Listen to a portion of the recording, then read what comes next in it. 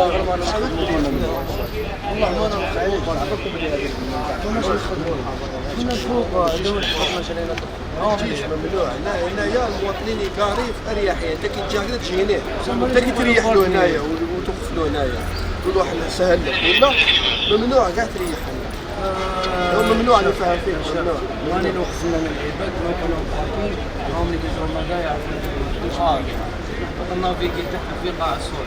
من بين البوفريق ونوكل ما نخدموش برا هم كاع يعرفوا ودوكا كنت فوقا حضرت باش نشري الدخان خويا المعلول اللي كان معاه ابي نجيبوه لك تسمع بودن نشرو والله ما نخدم برا